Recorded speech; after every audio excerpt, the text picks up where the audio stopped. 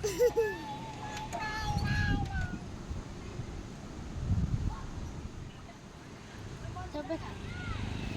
छौँ हामी तारासुब्बा फन पार्कमा। धरान 16 र 20 को बिचमा छ सर्दु खोला। सर्दु खोलाको छेउमा 16 नम्बरमा छ तारासुब्बा फन पार्क। यहाँ दुईटा पार्ट रहेको छ फन पार्कको। हामी पहिले बच्चाहरू खेल्ने ठाउँ, रमाइलो गर्ने ठाउँमा हामी बसौँ, एकछिन गफ गरौँ। यहाँनिर चाहिँ धेरै खालको खेल्ने ठाउँ छ बच्चाहरूको लागि, अनि राम्रो राम्रो डस्टबिन पनि छ जहाँ चाहिँ बच्चाहरू आकर्षक भएर फोहोरहरू चाहिँ त्यही फ्याँक्न जान आकर्षित हुन्छन्। अनि रमाइलो गर्ने ठाउँ यति धेरै छ कि उनीहरू भयो थाक्यो भन्न नै पाउँदैन। एउटा खेल्यो अर्को, अर्को खेल्यो अर्को, यति धेरै रमाइलो गर्ने ठाउँ छ। अनि ठुलो मान्छेहरू पनि ढुक्क साथ बस्न सक्छन् उनीहरू खेलेको रमाएको हेरेर।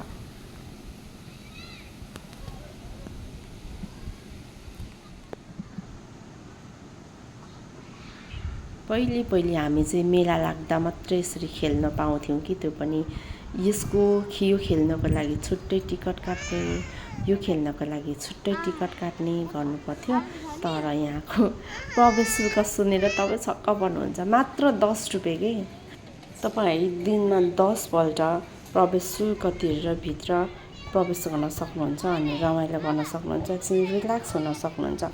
यति सस्तो अनि यति शान्त ठाउँ त बाबा कहाँ पाउनु।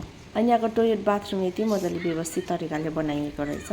साथै पानीको पनि एकदम सुविधा छ। पानीको ट्याङ्की ठाउँ ठाउँमा राखिदिएको छ भने तपाईँ ड्राई पिकनिक आएर यहाँ पिकनिक मनाउँदाखेरि पनि यो साइडमा चाहिँ एकदमै राम्रो छ। अनि दिउँसो यस्तो गर्मीको समयमा चाहिँ ठुलो मान्छेहरू आएर यो साइडमा यसो हावा खानेर त्यही बस्नको लागि नै एकदम सजिलो छ। सस्तो भएर नानीहरू गरी खेल्ने आउने रहेछ। आमाले बोलाएको नमान्दाखेरि लट्ठी नै बोकेर आएको देख्नुभयो नि। हो यो भनेको यो पार्कको दोस्रो पाटा हो। यो चाहिँ हाम्रो पूर्व मेयर तारासुब्बाको प्रतिमा हो। अब एकछिन छोरीको कुरा सुन्ने, बाजेकोमा जाउँ भन्दैछु नि।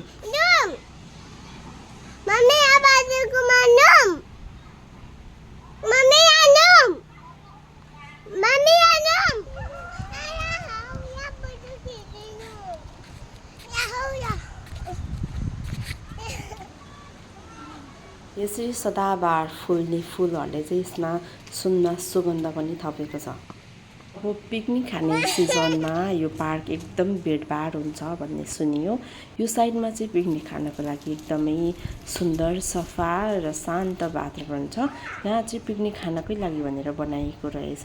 ठाउँ ठाउँमा बस्ने ठाउँ यति राम्रो राम्रो चौतारा छ। अनि यहाँ रमाइलो गर्नको लागि एउटा फाल्टो कटेज छ। अनि यहाँ चाहिँ सबैजना मिलेर खाने ठाउँ, अनि यो चाहिँ पकाउने ठाउँ हुनसक्छ। अनि धुपी सल्लाहले एकदमै राम्रो सोधेको छ। यहाँनिर हाम्रो बच्चाहरू पनि रमाउँदैछ है। क्याक्टस हो र होइन?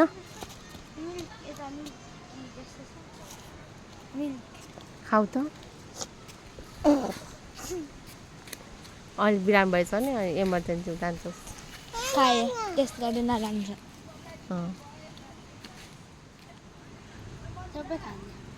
ला छोरी दाँत त बिरामी हुन्छ। खाएको त छैन एकछिन। खायो होला, अघि खायो भनेपछि तिमीले खायौ नि। लाइ गरेको होइन खाएको त्यसो भए? त्यसो भए लाइ गरेको नटी भएको हेर्न के गरेको। रमाइलो गर्दा गर्दै कति छिटो समय पनि जाने। नानीहरूसँग त झन् पुरै नगराऊ। यिनी चाहिँ आएर ड्याम्मै लडेको थियौँ। लड्दाखेरि यो पारा लडेको अनि रुन्छौ भनेर हतार वाउ भनिदिएको पोज दिन थालिहाल्यो मेरो छोरीले। एक्सक्लुसिभ पोज भयो नि। No VIP pose.